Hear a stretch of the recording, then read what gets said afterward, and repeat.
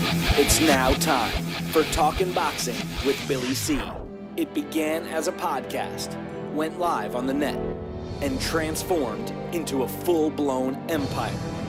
It's the only daily boxing talk show on the planet, hosted by the only guy with the balls to do it. Many have stepped into the ring. Many have tried to take the belt. And one by one, they've fallen.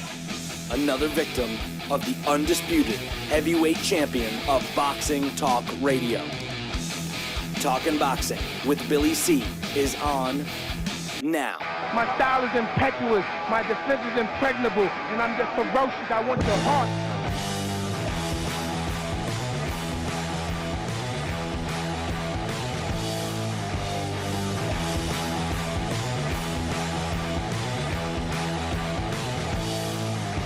And we're coming to you live from the Billy C Studios in Lake George, New York. I'm Bill Caliger, and it's time for the Billy C Show. Good morning to everybody. Good afternoon. Good evening. Whenever you listen, I hope you're doing all right. Don't forget, I'm going to give a special shout-out to Fight TV and our app on Fight TV. If you haven't downloaded it yet, what the hell are you waiting for? Visit Fight, that's FITE .TV, fight.tv/Billy C, and download our app today. That's the best bet for you. Today's show is being brought to us in part by Sal's Neighborhood Pizzeria and Italian Restaurant located on beautiful St. Simons Island, Georgia. Give my man a call, 912-268-2328, 912-268-2328, or just visit the website.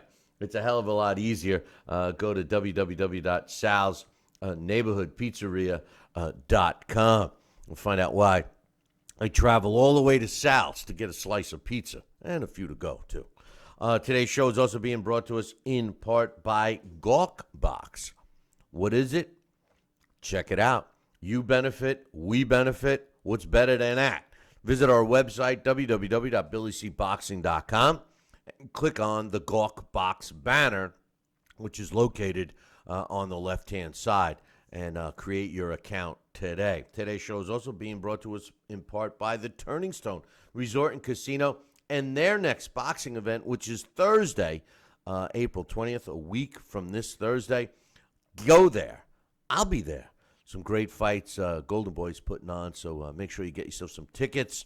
Click the fight poster that's up on BillyCBoxing.com right now. And today's show is being brought to us in part by my book, Tom Molyneux, From Bondage, The Baddest Man on the Planet, is available right now, where all great books are sold. And you can literally get a copy of it right now, by whether you're watching or listening to the show, by going to BarnesandNoble.com or Amazon.com. Find out why we got a 5-star rating across the board. And don't forget, if you're looking to get a signed copy of the book, just visit our website, BillyCBoxing.com, and go on into the book club section. Today's show is actually like what I would have loved to have done on Saturday night, immediately following the fight card that was broadcast on HBO. Vasyl Lomachenko took care of business against Jason Sosa and stopped him at 3 minutes officially of the ninth round, when Sosa's corner basically threw in the towel. I got some other fight results to talk about, including the other two that we saw on that card. We got some emails to read. All that stuff is coming up today. Today's main topic, though, will be post-fight discussion on the Lomachenko-Sosa fight and the undercard that we got to see on HBO. Dax Khan will be joining us a little bit later with his thoughts. But joining me right now from beautiful St. Simons Island, Georgia, and he's got to run right out of here after this show and go work feverishly getting the restaurant ready to serve everyone that files in to eat there during lunch and dinner. Ladies and gentlemen, boys and girls, children of all ages. Please welcome a new hey, Porky, what's up? A New Jersey Boxing Hall of Famer. He's a Guinness Book of World Record holder and is not making another comeback. He can flip a pizza from here to the moon and back, Alice. Joining us right now, the one, the only, the man, the myth, the legend himself, Sal Rocky Senecola. Good morning, Sal.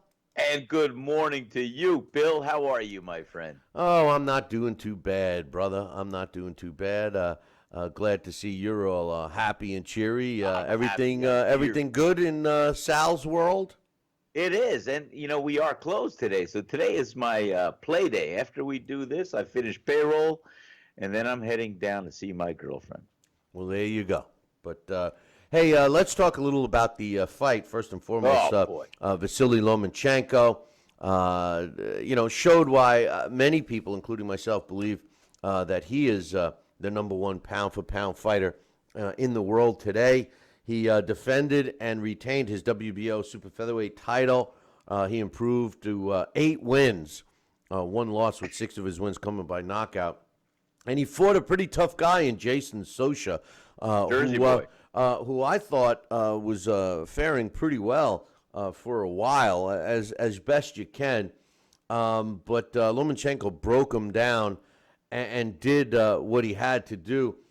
Sal, I thought that Lomachenko displayed pretty much everything. I mean, his footwork is great. His hand speed is great. His accuracy, great. He's got a solid chin. Sosa did land a couple of shots on him at the end of the fight. Lomachenko said, "I came to show my high-tech style and to prove that I'm the best fighter in the world. I think I did my job." I agree with him. What was your thoughts on the fight? Simply what you just said. I think pound for pound today, he is one of the greatest fighters in the world who is active. And I think that, this kid, this young man, this ever-evolving work of art, I mean, he did everything he needed to do. He displays it. He utilizes it. He's got talent. He's got skill. He's got ability. And he puts them all together. His feet are always underneath him. He's in a perfect position. He's not a devastating puncher, but he doesn't have to be. He breaks down his opponent. He pinpoints his shots. He's able to just assess and dissect and destroy his opponents bit by bit. And that's what he did. He gets away with things that normal fighters probably couldn't because he's always balanced. His feet are underneath him. He could deliver an arm punch as an annoyance or just to score something to get him off balance and set something else up. The guy's great. He bobs, he weaves, he moves, but he's always in position to counter. And I just love his footwork. I'm very excited. This guy is the real deal. And you know what? At 8 fights, 8 wins, 1 loss, with a stellar amateur career of hundreds and hundreds of fights and victories, this guy, I hope he's around for a long, long time because he's great for boxing. Not only do I agree with you from the fact that, he's great for boxing, but I call him, Sal, a complete fighter. And what I mean by that, not just what you just said, because you're 100% correct. I mean, he does everything well. He breaks his opponent down. He incorporates the jab. He finds a weakness and exploits it. He goes to the body, then to the head, then back to the body, then up to the head. I mean, he mixes things up. He keeps his opponents, off guard, so to speak, wondering what he's going to do next. But I think it's even a step further. I think what I like the most about Lomachenko is that his approach to the sport of boxing is throwback. And what I mean by that is, you guys hear me say this a lot, specifically when Alex and I do the Blast from the Past segment, where we talk about boxing in yesteryear was basically a trade that you got into. You became proficient in being a boxer, a fighter. You were a professional fighter, like if you were a carpenter or a plumber or a lawyer or something else. That was your job, and you became proficient in it. And I see Lomachenko looking at boxing as a trade, not just a job, not just a fill-in job, but as a trade. And what I mean by that, Sal, is this guy is in condition all the time. His body is toned and ready for boxing. He's not a guy that has to focus on training camps and losing weight and weight issues and so on and so forth.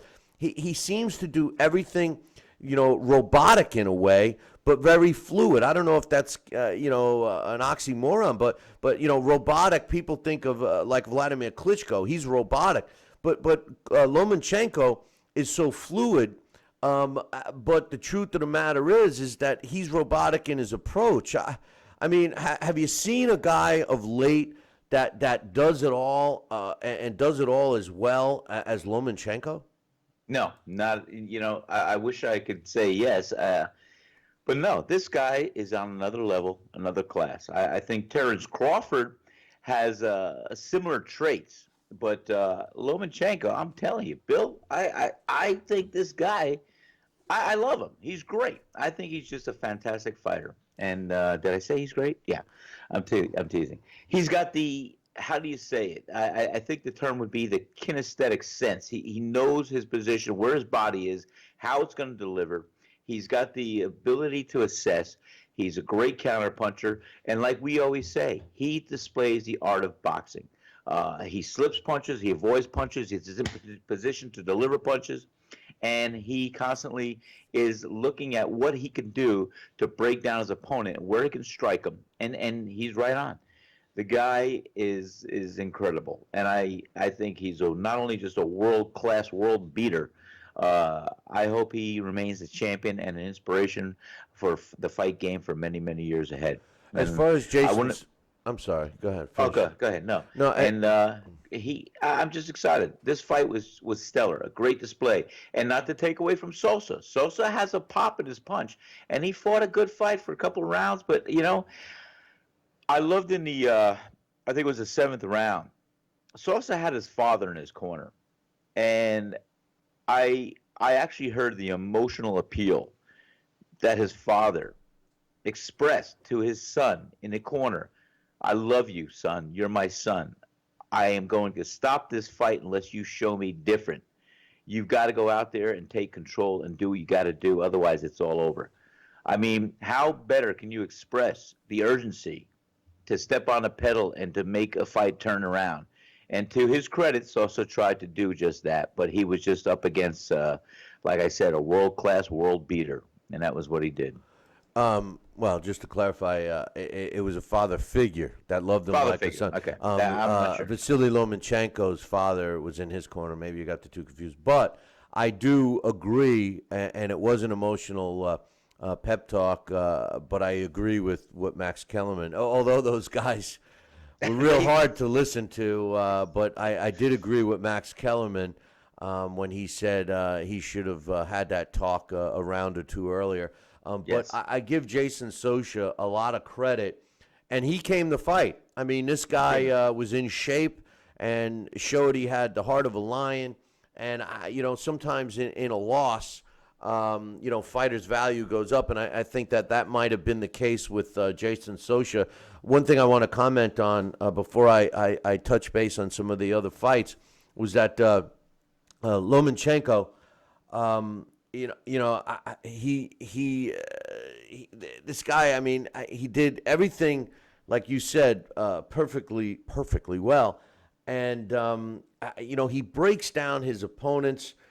He does what he has to do, and, he puts an exclamation on it. I did notice a bit of, kind of carrying Sosa a little bit. There was the one round where I thought it was going to be over, and he landed that body shot that even he was like, oh, man, that must have hurt. And then he kind of took his foot off the gas a little bit. But listen, it was business as usual. His corner said all the right stuff. His corner says, it's time to stop this guy. It's time to finish him off. And what I really admire about Lomachenko is the fact that he listens to his corner. He does what they tell him to do, and the results are great. The one last thing I wanted to comment on, a comment that you made about Terrence Crawford. I love Terrence Crawford. Nobody loves Terrence Crawford more than me. I mean, I've been in this guy's corner since, they brought him up and he was brought in as an opponent.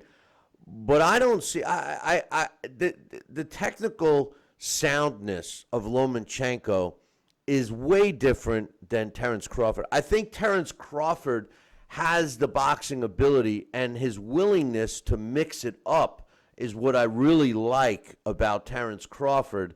But I think Lomachenko, technically speaking, Sal, is way more solid than Terrence Crawford. And this is no disrespect in any way, shape, or form to Terrence. No, and I agree with you 100%. Like I said, if we were to look at any other fighter that could be compared to, I think Terrence Crawford is possibly the only other fighter that could even come close, but he's not even that close, because I think Lomachenko is on a whole nother level than anybody else out there today. I'm telling you the truth. That's 100% how I feel about him. No, listen. He's on a whole nother level. No, I agree. I saw it. I watched it, and it just. But he's consistent. This is the Lomachenko we see every time he's out. But this was just a perfect display of where he is, his presence in the ring, and how he dominates, and how he takes the opponent and breaks him down and takes him apart. Because Sosa was a formidable opponent. He was no bum. He was no slouch. He was no cakewalk. And, Lomachenko is making quick work of top level of guys. And they were talking about him being forced to move up in weight, which kind of sucks, but it is what it is. I don't like that. I mean, I think he's perfect at the weight he is, but, like I said, if he just dries out the division, he's so dominant, almost like Triple G has done with the middleweights, and then it's I think Lomachenko is in a whole class by himself, and I'd hate to see him being rushed to go up to lightweight or junior welterweight, because I think he's one of the best right now, pound for pound junior lightweights ever. Well, the truth of the matter is he may not have a choice. He's a junior featherweight. Junior lightweight.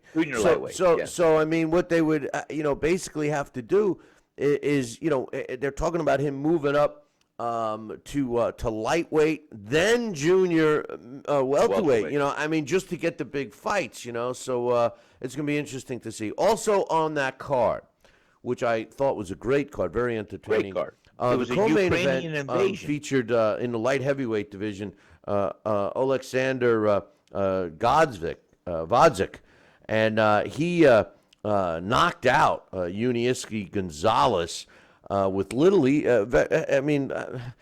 very easily in the third round. The official time was 2 minutes and 55 seconds.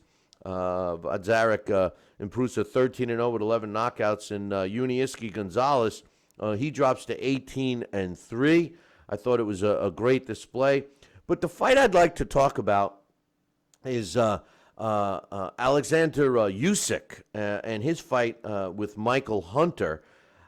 This fight, this is what I saw, Sal. First and foremost, it's in the cruiserweight division, which I love. Yes. And I wish that there would be more interest in the cruiserweight division, because in the cruiserweight division, what we have is we have big men that are generally in good shape. And, they have the knockout power. They have the speed. I love the division. It reminds me of the heavyweight division of years gone past. But here's the thing. Usyk, the guy that they're talking about, and, obviously he won the fight. He won by a unanimous decision. All three judges scored it the same, 117-110, to give Usyk the win. He improved to 12-0 with 10 knockouts. Mike Hunter loses for the first time in his career. He's now 12-1. Here's what I saw, and then I'm curious to get your thoughts. Usyk, who they were talking about as being a guy that's going to move up to heavyweight, is to me, and again, I know this is going to sound critical. The guy won. Who the hell am I to be critical after a win? But here's my criticisms.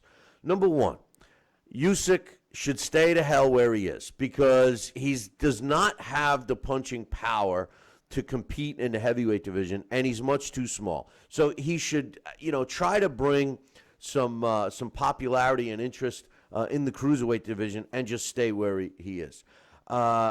He's a busy guy. He's a fighter that throws a lot of punches. He's very accurate. He, too, was a guy that was able to break down his opponent, mix it up, go to the body, go to the head, go back to the body, skip it, and go to the body a couple of times and go to the head. He break that. But when I looked at Michael Hunter, I said to myself, geez, what a shame. This guy, first of all, I disagreed with the scores. I thought that Hunter might very well have won several of those first early rounds. I gave him the first four. Yeah, he was scoring more, but he seems so awkward to me. His body, although they're going, oh, he's moving, he's working, he's using his legs. I'm saying he's not using his legs right. He kind of was tilted over, like his upper body was tilted towards his opponent, actually, in my opinion, making it easier for Usyk to hit him. If he had the hand speed, I thought that Hunter had the hand speed over Usyk. I thought that the game plan should have been more of a boxing approach, but either stand straight up or lean back. Box like a Muhammad Ali. And obviously, there's only one, but go after him similar like that. The way you see him, he was almost fighting in a crouch forward position of a fighter similar to your style when you fought, a guy that would want to go in and try to work inside and use a disadvantage of height and arm reach. And here I'm looking at Hunter going, wait a minute, this guy's got hand speed, he's got accuracy, he should be using it. What were your thoughts? What did you see, Sal? I saw that too, and I saw at times it looked like he was a little awkward, off balance. As I saw Usyk too. Usyk, I saw him.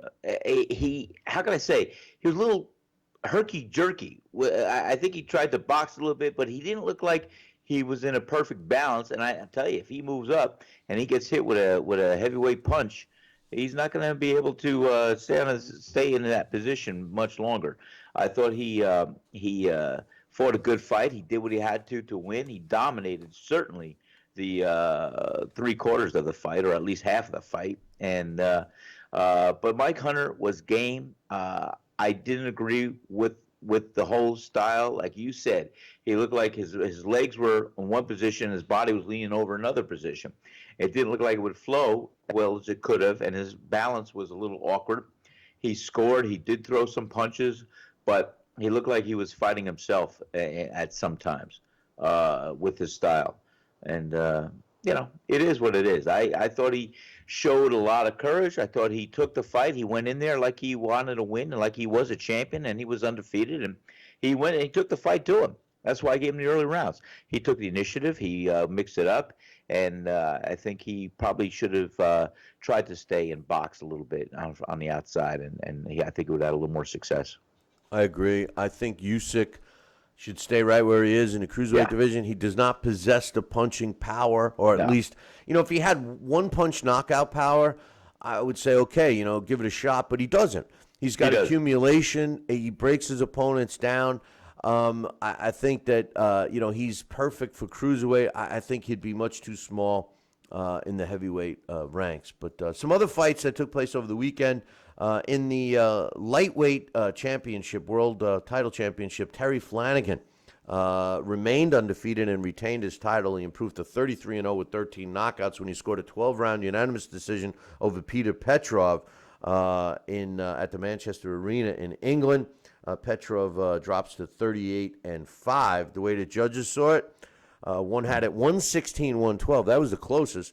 One had it 118-110, and one had it a shutout, 120-108. All in favor of Terry Flanagan. And if you read one of our contributors, Johnston Brown's got an article and some quotes from Flanagan after the fight suggesting that he may move up in weight. So check that out. Also on that card, it was the Battle of the Liams. And at the end of the day, Liam Smith came out on top. He improves to 25-1-1 with 14 knockouts when he scored a 10th round stoppage over Liam Williams, who went into the fight undefeated. He's now 16-1-1. The vacant WBO interim 154-pound title was on the line there. Some other fights I want to mention that took place over the weekend. Christian Mahares improved to 56-8 with a couple of draws when he scored a 10-round unanimous decision over former world champ Tomas Rojas, who drops to 48-14. That took place in Mexico. And on Sunday in Japan, Shun Kubo improved to 12-0 with 9 knockouts, and he captured the WBA super bantamweight title despite being dropped in the 7th round. Won a unanimous decision over defending champion Neomar Cermino, who drops to 26 wins, 6 losses, and a draw. The judges saw it in favor of the local guy, Shun Kubo. And one last fight that took place on Sunday. One of my favorite fighters, Sal, and hopefully you have gotten a chance to see this guy, and if not, definitely try to. But my man, Josito Lopez, they call him the Riverside Rocky. He improved to 35-7 when he scored a 10-round unanimous decision over Saul Corral, who drops to 23-9. It took place in Los Angeles. All 3 judges scored it the same, 100-89. The thing about Lopez is that, this guy, he's still fighting way out of his weight class. It's a shame that he had to be forced to move up. This guy should be fighting at a lower weight class, but nonetheless, he looked good, and I was glad to see him get the win. So coming back from a couple of hand surgeries and being forced to fight the much bigger opponents over the last couple of years, we'll see what happens now, Sal. But, hey, Sal, before I read some emails, and then we'll get Dax on the line, I got some baseball scores. You ready to hear some baseball scores? Only if you could say the Yankees are winning. I don't know if you can, but, that's the only score I really want to hear about. Well, today you're going to get the bonus deal. You're going to get all the scores from yesterday. Go ahead. In baseball, the Red Sox topped the Tigers 7-5. The Rays beat the Blue Jays 7-2. The Yankees topped the Orioles 7-3. Hey, Yankees, go Yankees! The Phillies beat the Nationals 4-3. The Pirates beat the Braves in 10 innings 6-5. The Twins, they beat the White Sox 4-1, and the Twinnies, they're sitting on a 5-1 record, one of the best records in baseball right now. So congrats to them. The Cubbies, defending World Series champions, beat the Brewers 7-4. The Astros topped the Royals in 12 innings 5-4. The Reds shut out the Cards 8-0. The Rangers beat the A's 8-1. The Dodgers over the Rockies 10-6. The Angels over the Mariners 10-9 in a shootout. The Diamondbacks beat the Cleveland Indians 3-2. The Giants beat the Padres 5-3. And the Sunday night game on ESPN, my man, Noel Syndergaard leads the Mets over the Marlins, who they have all kinds of trouble with all the time, 5-2. Syndergaard gets the win. And for all you Met fans out there, Thor is sitting on a 0.69 ERA so far for the season, Sal, after 2 starts. Love this kid, man. Have you had a chance to see him pitch? No, I have not, but I'll look forward to it soon. Well, these guys, Don Mattingly is the manager of the Marlins, and obviously everybody knows that Don Mattingly was one of the best hitters in baseball during his time. Unfortunately for him, injuries kept him from getting a World Series ring. But nonetheless, he's doing a good job as a manager right now. And during the broadcast, they asked him, they said, hey, how would you approach batting against Noel Syndergaard? And he says, first of all, I'm glad I don't have to. He says, this guy is something, because Noel Syndergaard's like 6'8". He's standing on the mound. He's throwing triple digits. I mean, he's throwing, his sliders are coming in at 97, 98 miles an hour, which is unheard of. Usually a slider is in the 80s if you're a 100-mile-an-hour pitcher, maybe you hit 89, 90. Syndergaard's another level. In the mid-90s, he's throwing, sliders and stuff. So the guy is a phenom, and hopefully he stays healthy.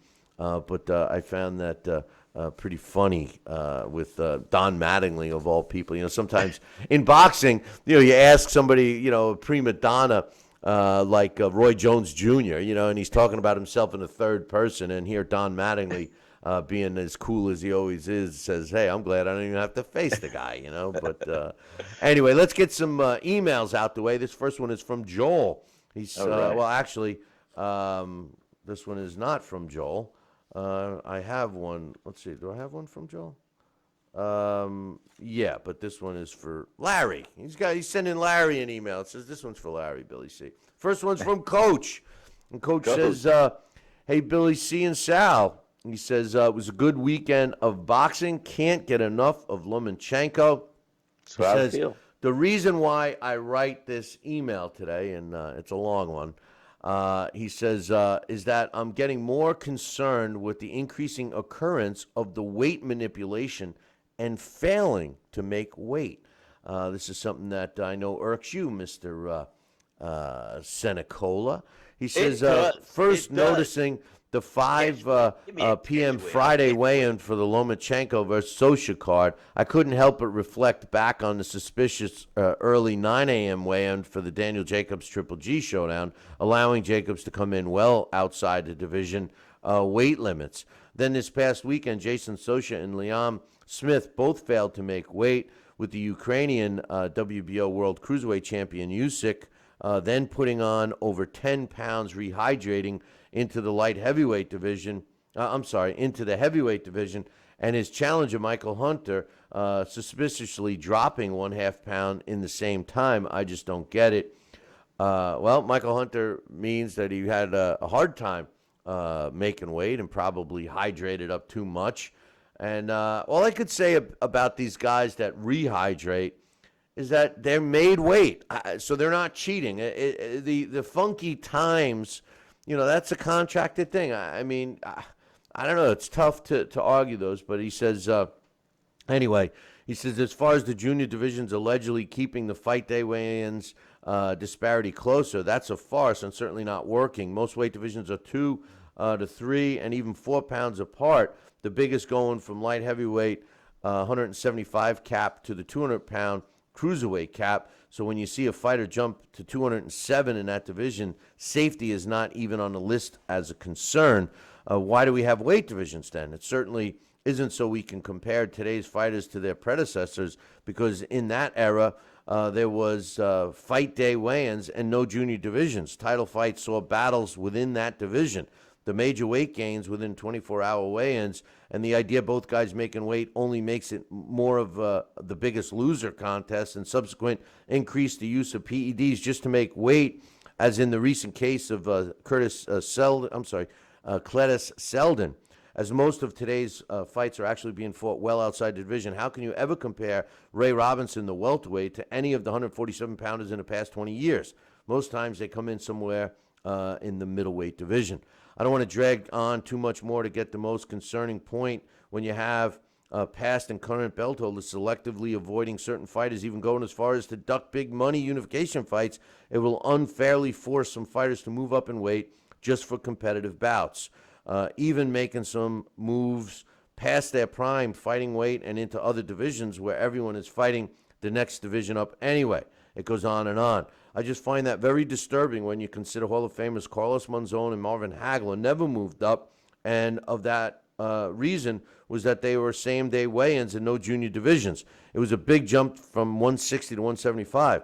That all said, it appears that old-time throwback fighters like WBO 130-pound champion Lomachenko, who can't seem to get a unification fight with the WBC's Miguel Burchelt, the WBA's Jezreel Corrales, or the IBF champion Gervonta Davis, all fan-friendly, challenging fights, while the title strap and the almighty O protectors hang behind cherry-picking. Oh, yeah. By the way, did you catch Russ Amber's Russian accent in the corner on Saturday with Usyk? Yeah, I did. I just want to say, I thought that was funny. He's going, he's talking like he was the Russian guy. Go. Yeah, he's going hit, go hard, up top. It was funny. But Sal, Your thoughts on the weight concerns that Coach brings up in his email? You know, Coach is 100% right on. I have a hard time. I was the Rip Van Winkle of boxing when I was fighting and active. We had the same day weigh-ins. You show up 8 o'clock, 10 o'clock in the morning. The boxing commission and the managers and opponents. We all get on a scale. We weigh in. You have 12 hours to usually rehydrate yourself, to eat a banana, have some carbohydrates, do what you got to do. And you know what? I usually, when all was said and done, I usually came into that fight pretty much as the same weight that I weighed in at that morning, that day. And as a lightweight, getting down to 135 pounds, I was coming down from 160, 165, 150.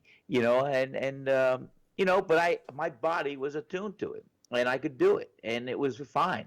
I didn't have to rehydrate myself too much because when I was in camp or so, it was just naturally coming off. I could stay at 142, 138, and it would come off. And once I was at 138, boom, I knew it was right there. And it was just a matter of maybe not drinking too many fluids the night before. But guess what? After I got off the scale, I had a banana, I had a Gatorade, and I was ready to look at some carbs for a snack at about 3:30, 4 o'clock, and that was it. Yeah, my opinion is the same day weigh-in would bring us back to true representation of the weight classes that the fighters are fighting in. If you had to make 147 on fight day, chances are by fight night you'd be 150 pounds. You're still pretty much in the welterweight division. Obviously 150 pounds is not, but you get my point. You're not putting on 10, 15, even 20 pounds. And some of these guys that their bodies can handle it better have an advantage, and that's the whole idea. But anyway, thanks for the email, Coach. This next one, we got two more here. One is and one is from Joel, as a matter of fact. But this one's from my man Angel from Madison, Wisconsin. Hola, Senor C. Is the PBC still not operating a surplus? Will it sink or still be operating when its current form or contractual obligations? And have you done any specials on Al Heyman or a blast from the past on him? Heyman is the quiet promoter who does not promote himself personally. He's the opposite of Don King. I don't really know much on Heyman. It'll be nice to get a biohistory of him. By the way, my pop says hi, and he still thinks your show is numero uno. Well, give your pops my best, Angel. As far as Al Heyman, they don't have that war chest full of money anymore, but they certainly have fine-tuned the PBC. I like what it's evolved into, to be honest with you. The bouts seem more competitive, and the Al Heyman fighters, so to speak, are fighting more competitive fights with other fighters that aren't necessarily Al Heyman's, which to me makes a big difference. As far as them continuing forward, I think they will. I like what I see. So far, we've gotten some good fights from them. They are protecting specific fighters, sort of like Adonis Stevenson. I mean, this is a guy that, in my opinion, is a joke. He backed out of the fight with Shawnee Monahan that was supposed to take place in New York. And now he's scheduled to fight a rematch with, it looks like, Andres Fonfara. So, with the exception, there are some exceptions, but for the most part, I think Al Heyman was forced to have his fighters fight other fights, and we'll see how it evolves as the year goes on. But good question. And last email, Very Sal. good question. This one's from Joel. He says, on Saturday it was announced Adonis, and here we go, right here. He says, on Saturday it was announced that Adonis Stevenson would fight Andres Fonfara in a rematch on June 3rd in Canada. This is an absolute joke. Stevenson has been incredibly inactive in recent years, and I guess with him closing in on 40 years old, Al Heyman's options are slim. on finding guys who Adonis can beat while trying to keep his WBC 175-pound title. What reason is there for a rematch? When Adonis won the first fight by decision, even though he was knocked down once, if he gets past Fonfara, he will be forced to face Elder Alvarez, and God knows when that will happen, probably in sometime in 2018. I honestly hope he loses to either Fonfara or Alvarez, because this just proves more and more how much Adonis Chickenson is a fake. What's your and Sal's thoughts? What do you think, Sal? I was just going to say, he makes some good points in there, and I'm interested in seeing how this all evolves and pans out. But Joel, that was some really good points you made. What do you think, Bill? Well, I think that, first of all, he mentions Elder Alvarez, and Alvarez got paid step-aside money so that Stevenson could fight Shawnee Monahan in New York. So Alvarez already got paid to because he's the mandatory for Stevenson. So I guess Stevenson is choosing to fight Fonfara. Now, that would throw the Al Heyman connection in, because Fonfara works with Al Heyman, and, of course, Stevenson works with Al Heyman. So maybe Al Heyman figured that, let's make one thing straight. Al Heyman is in the boxing business to make money. I can't stand when people say, "Oh, he's saving he's doing it because he cares about the boxers. He cares about the No, he cares about his bank account, because he's getting a cut of every deal that he cuts for the fighters. So yeah, he's going to cut a great deal, and he's going to get a bigger of the cut. But consider this, ladies and gentlemen, boys and girls and kiddies.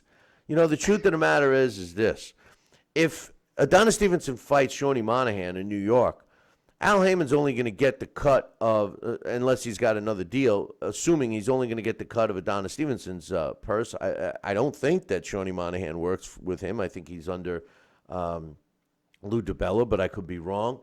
But consider this: if the fight's up in Canada, he gets his other money, the slush fund money from Yvonne Michelle, who he works with. He gets his percentage of the purse cut from Adonis Stevenson, and he gets a percentage of the purse cut from Andres Fonfara. So, does he really care about the fighter, Sal, or does he care about his pocketbook, brother? Well, I'll tell you what. Let me tell you, in the immortal words of one of my dear old trainers, Chicky Ferrara. Like I said, when I said Chicky, I hope we can have a long career together, and that you could be my trainer throughout my career when I turn professional. And just like I said to you in the past, he said, "Sal, we're all bad. We're all here to make money. You're a commodity. Fighters are a commodity. If you don't make it for us, this and that, we throw you away and we get another one. And we see who can sustain and who could be there and who we can use to make money. And you got to just line yourself with the best of the bad, because we're all bad." I've lived a long life to recall that conversation. And, you could look at boxers who are a commodity, and you can look at the people that they are aligned with and how they are used to elongate and line pocketbooks and everything else on some levels. And there are those that are passionate about sports and about boxing, and that do want the best for their fighter on a level to make him a champion and make him a viable commodity, not just a one that's going to be thrown aside. Well, I mean, the bottom line is money's money, and Money's money. He's in it to make. That's the fuel. That's the fuel for the fire. He's in it to make some money, so I'm not going to fault him for that. But it's when people act like he's doing it because he loves it, he's doing a little more. Speaking of money, how about this? How about Juan Manuel Marquez? We've heard Juan Manuel Marquez, wants to come back. He wants it, and then he retires, and he comes back, and then he says he retires. And the only fight that he could make a big chunk of money as if he fought Manny Pacquiao again, but he refuses to fight Manny Pacquiao. He likes leaving that bunch of fights the way they sit, with him, in their last fight winning. But it was announced yesterday that Juan Manuel Marquez is moving forward and continuing with a lawsuit that he has against Chase Bank. He's going to be holding a press conference about it today. Apparently, according to Juan Manuel Marquez, he alleges that one or more, so let's just say one or more Chase Bank employees teamed up with currently a couple of his former accountants who are currently in the slammer right now, Sal. Oh boy. To scam him out of over $2 million, $2.3 million to be exact, in what he claims were tax refunds for fights in the United States. Apparently, there was a 62-page complaint filed in Los Angeles, California on March 24th, and Marquez is seeking almost $7 million in damages with this lawsuit. So we'll see what happens with that. But just another case of money problems in boxing, Sal. No, really? Come on. Does that surprise you, my man? It surprised me if there were none. That's it. Now that's a much better approach. It'll surprise you if there's none. Hey, hold that thought. We are going to take a short break, and when we come back, we are scheduled to have Dax Khan join us, and he will give us his thoughts on the fights that took place this past weekend on HBO. Sal and I and Dax will be back in 2. The Billy C. Morning Show will be right back.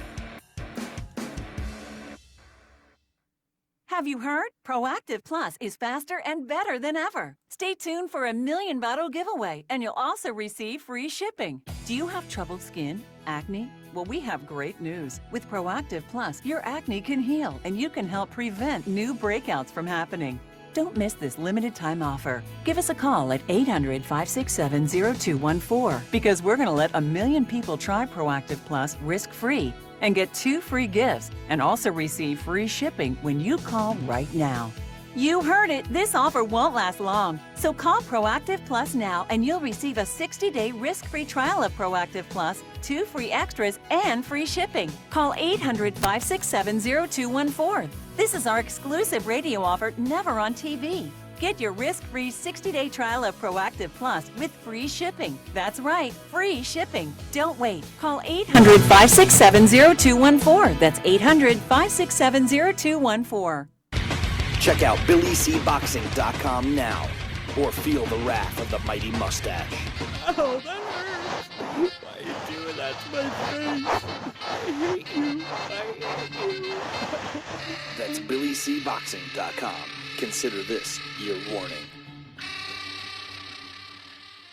Now, back to the Billy C. Morning Show. Interact with the show at BillyCBoxing.com.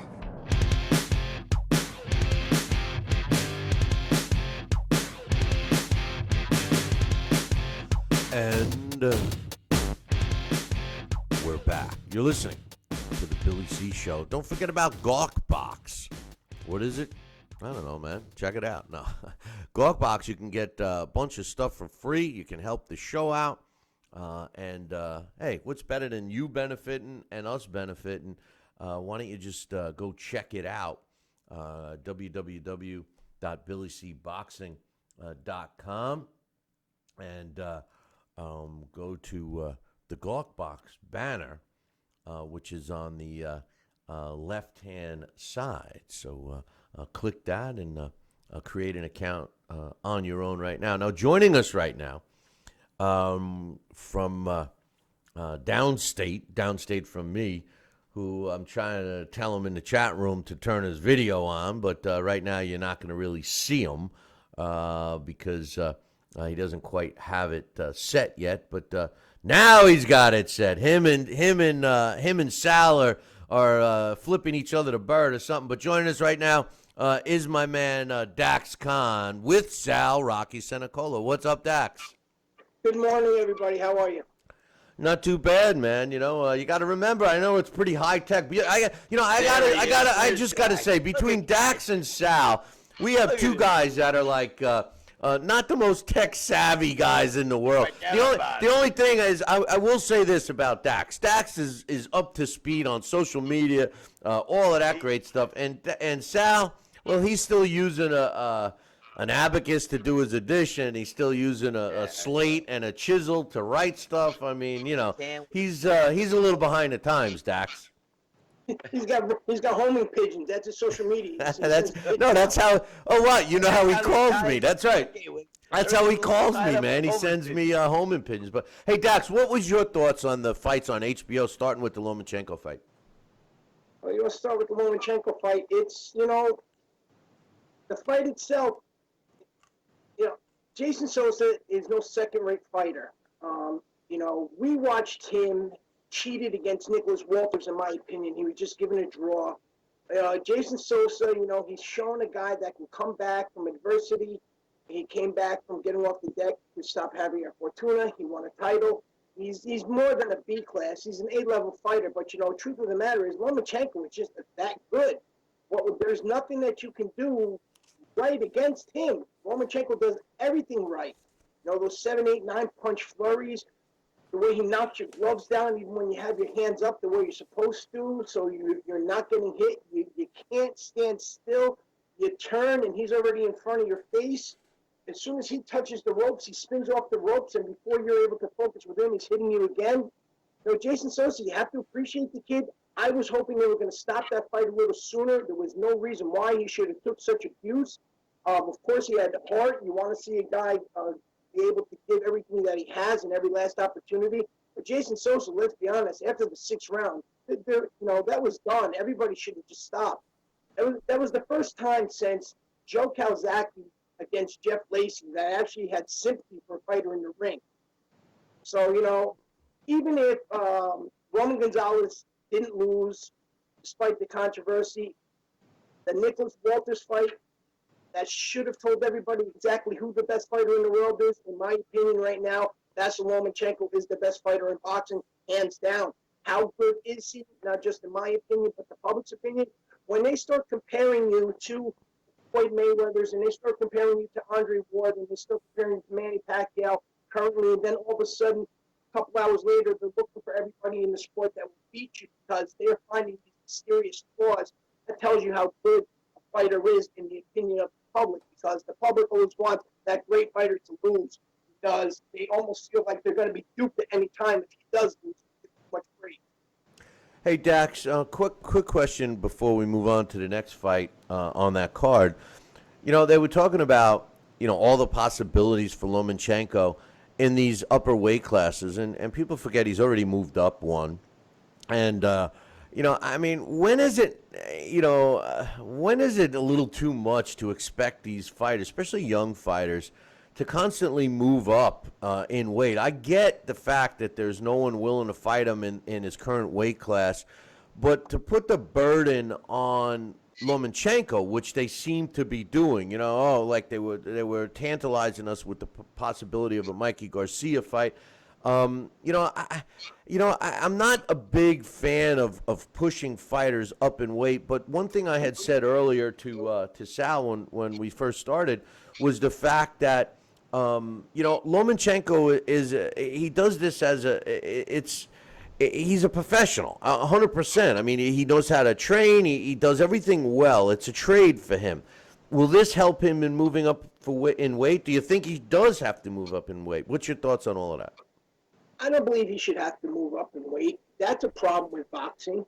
And that kind of coincides with what I just said about how good people think a fighter is. Once a fighter becomes so good in the minds of fans and the public, they want him to continue moving up in weight. 1 weight class, 2 weight class, pushing themselves. Of course, we expect that. That's what all the greats have done. But there has to be some sort of limit to where, there's only so much and so far a guy can move up in. There are only so many Sugar Ray Robinsons or Sugar Ray Leonard in this world. There are only so many Manny Pacquiaos that can cruise through all these divisions.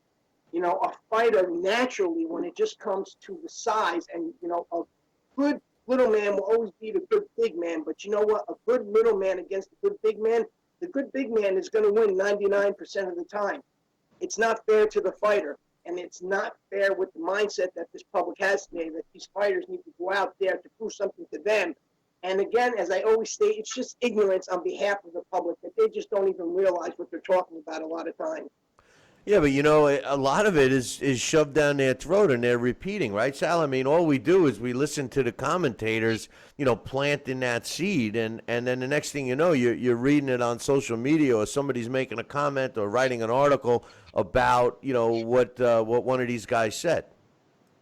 You're right, Bill, and just like we have said, Lomachenko as a junior lightweight, I see him sustaining and containing that weight division and dominating it for many, many years to come if he chooses to do that. Can he move up to a lightweight division? Sure, he probably can. He can probably carry the weight. Do I want to see him as a junior welterweight? No, I do not. You know what? The guy's perfect as he is. He could stay right where he is. And if he's not having to make weight or fight weight, he's a perfect junior lightweight. And that's it. And he should stay there and be dominant and let them throw everything else they can at him. But like we also said, the media, like they did on HBO the other night, they not only report the news, they stimulate and they create it. Because now everybody's talking about, well, how would Lomachenko do against Terrence Crawford or this and that? So that's what happens. The seeds, like Dax said, the seeds are already planted, and that's going to be the driver in the media to see and force eventually to have him move up in a weight class. I'm glad to see that Dax was able to wrangle some coffee away from Sal. He's able to at least have a sip. Sal's drinking. He's got like a 55-gallon drum of coffee he makes to fill up that glass. But Dax, I talked earlier about the Usyk fight, and I like Usyk, but I don't think, I'm sitting there listening to them saying that he's one of the greatest fighters and all of this stuff, and I'm watching him, and I don't see it. I mean, yes, I see a guy that breaks down his opponent. I see a very talented fighter, but I see a methodical guy. I don't see a lot of speed. I do see accuracy. I do see great conditioning, but they're really trying to pump this guy up. And to suggest that he move into the heavyweight division, I think that would be disastrous. Just ask Latif Coyote. But what's your thoughts? And by the way, we're getting some kind of feedback from your system there, Dax. From my system? Anyway, what's your thoughts? Yeah. Hunter was a very live guy going into this fight. I don't believe it was really what it would have been an upset if Hunter won. Remember, both these guys fought in the 2012 Olympics, and they both faced Artur. Matter of fact, Michael Hunter has a win over Andy Ruiz Jr. in the amateurs as a super heavyweight. His last time out, he won a lopsided decision over a 6'4" Isaiah Thomas. Now, as far as Usyk, he has so many dimensions to his game. His power is a little underrated. He looked huge compared to Hunter. I've seen him toy with his opponents. He doesn't sit down on his punches. That's his biggest issue. Is he, True. Or could he be a force in the light heavyweight division? No, I don't think so. But he is right now probably the biggest and strongest cruiserweight there is. If you've watched him when he does set down on his punches and go after his opponents, even his prior fights, he moves his opponents backwards. So it's more or less of him not sitting down on his punches that makes it look like he isn't hitting as hard as he does. Ask Daviuso Manchuno. Ask Kowaki exactly how hard he can hit. I love the corner when they're sitting there and they're yelling into his face, "You're a machine. Remember that." It was almost like a Rocky IV moment. You're an unbeatable machine. You're a force to be dealt with. Michael, I shall break you. Decent fighter. I think he's going to be a force to be dealt with, but Alexander Usyk is too much. There's too much there for him, and I don't see anybody right now in the cruiserweight division being competitive with him if he goes in there straightforward, focused, and determined. Usyk's biggest opponent right now is Alexander Usyk. That was Russ Ambers. You machine. It's like, well, hey, Russ, you don't need to speak in a Russian accent. You're Rocky IV. Yeah. You machine, body, got it. Yes. But and then as far as the other fight, Vadzarek destroying Uniski Gonzalez. That came to a surprise to me, at least, Dax. I mean, I thought Gonzalez was the real deal. He was in Dream Street. I was surprised that they let that fight even go as far. I mean, he seemed to be taking some punishment. He was refusing to go down. But when is enough? It took him a long time to respond correctly when he was on the stool in the center of the ring after the stoppage. I thought that maybe overall the referees were pretty brave this weekend. What's your quick thoughts? Make no mistake, Yuniseki Gonzalez is a real fighter. This is a guy who was virtually undefeated. I did a quick prediction on our blog after the official weigh-ins where I stated that Yuniseki Gonzalez, that's a guy who was definitely robbed against Jean Pascal, and we were ringside on the same card that Jason Sosa fought Nicholas Walters when he was shorted against Shabransky. There was nothing to indicate what was going to take place Saturday. I actually believed that Vasyl was going to win, but it was going to be tough. Gonzalez always comes in as the B-side. In my opinion, that's kind of what cost him on those two cards. But, the power of Vasyl is scary. It separates him from the other guys in the division, even Kovalev and Beterbiev. And what's even scarier is watching the way he separates his opponents from their senses.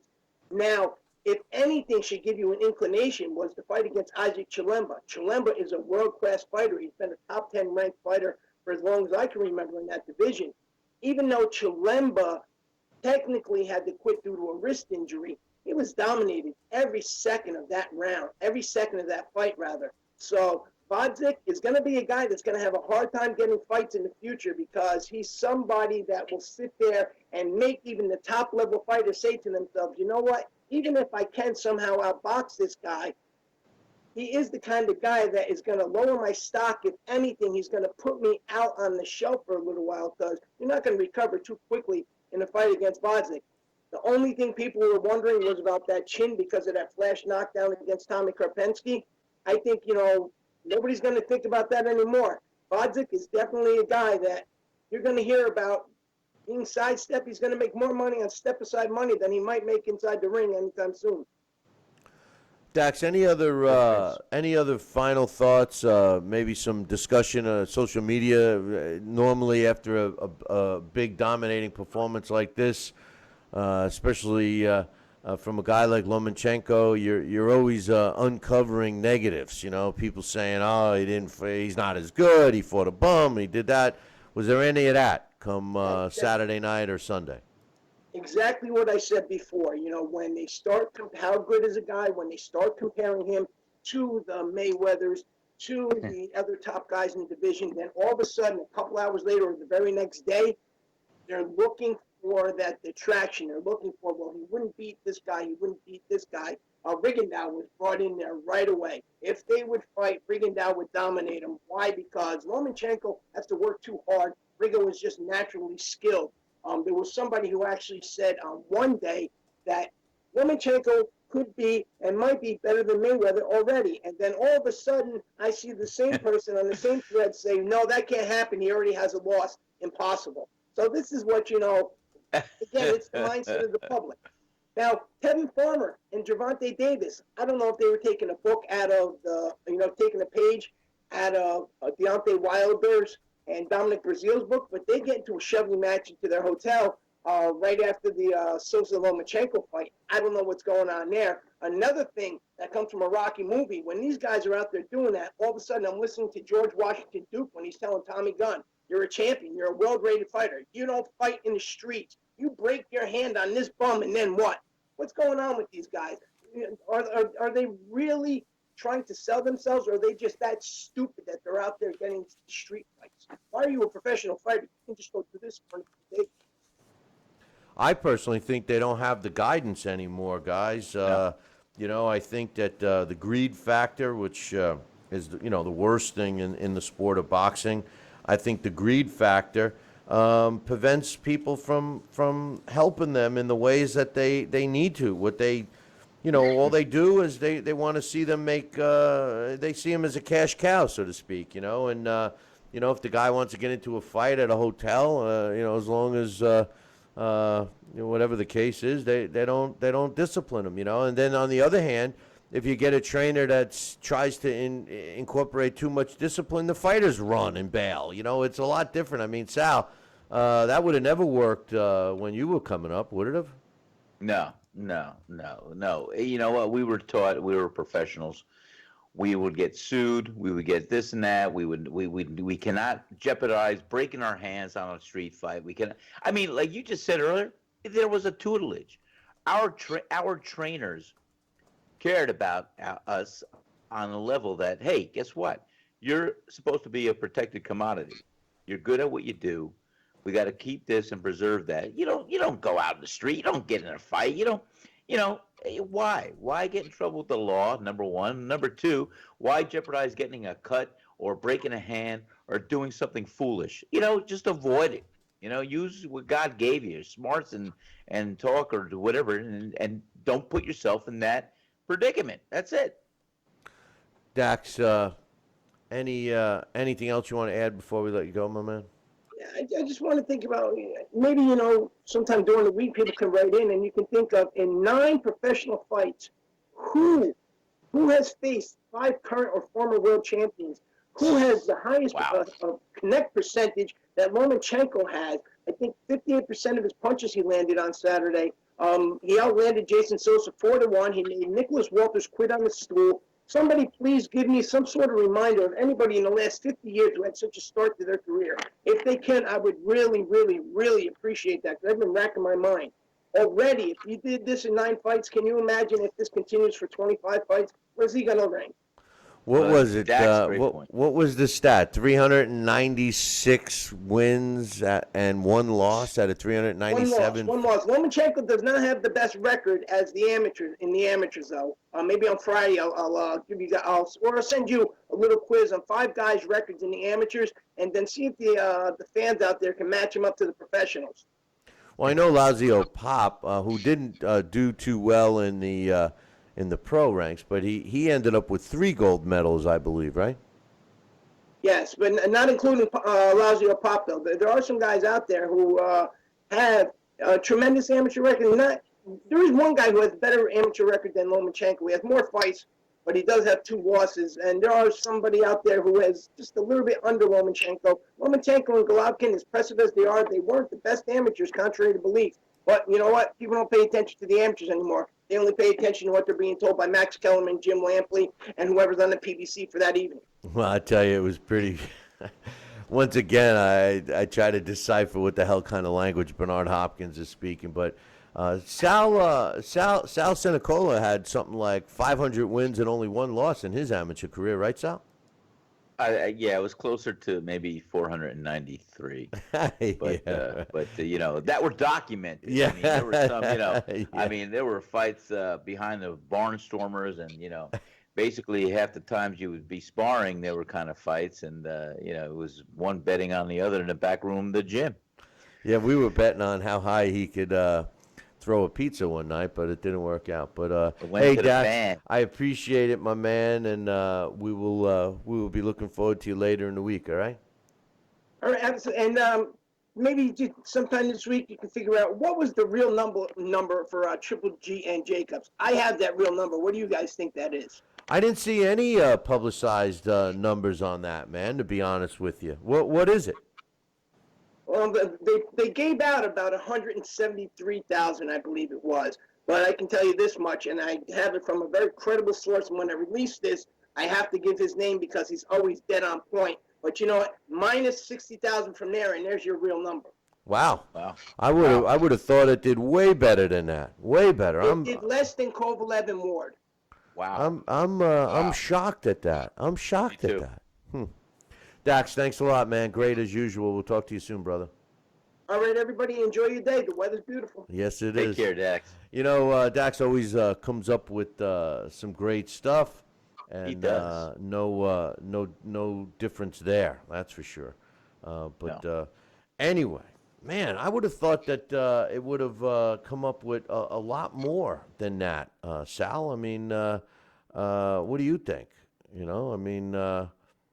Well, I don't know what I just did to Sal. I think I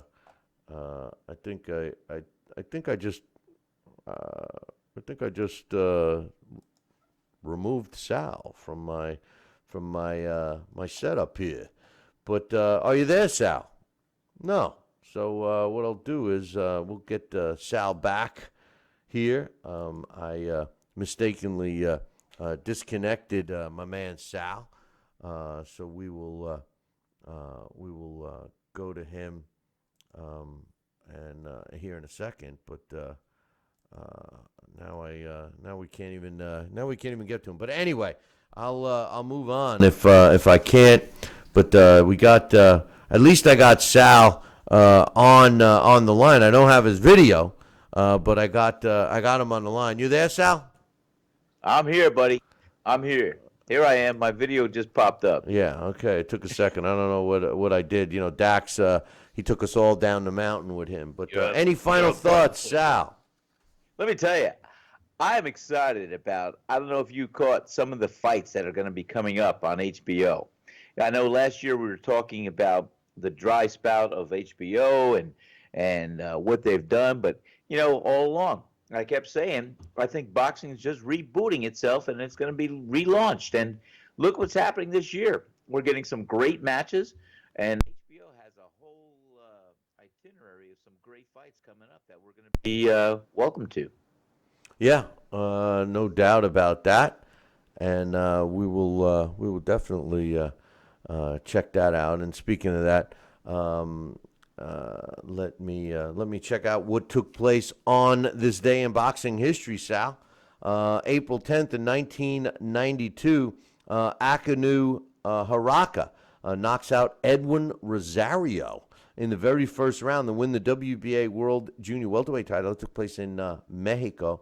On this day in 1965, Ismael Laguna wins a 15-round decision over Carlos Ortiz to win the World Lightweight title. It took place in Panama City.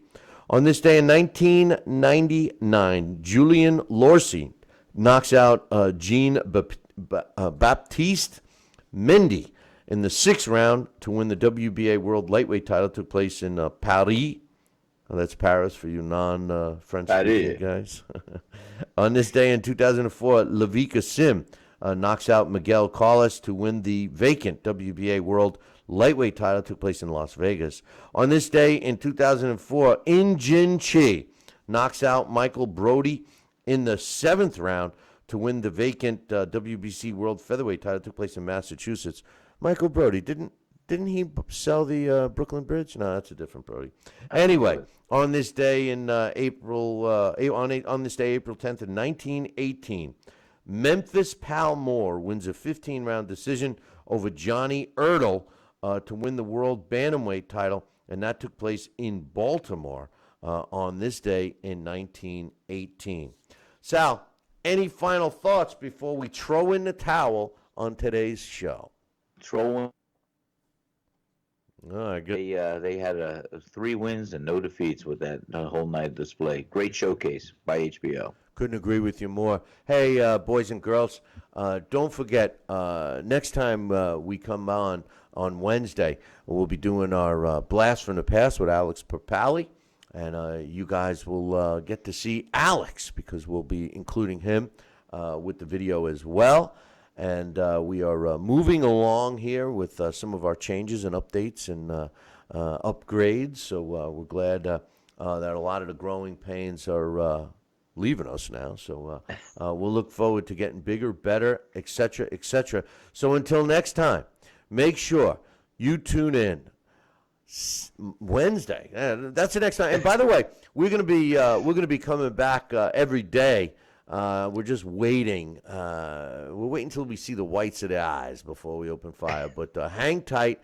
But we'll be back on Wednesday morning. Same bat time, same bat channel. Until then, ciao, baby.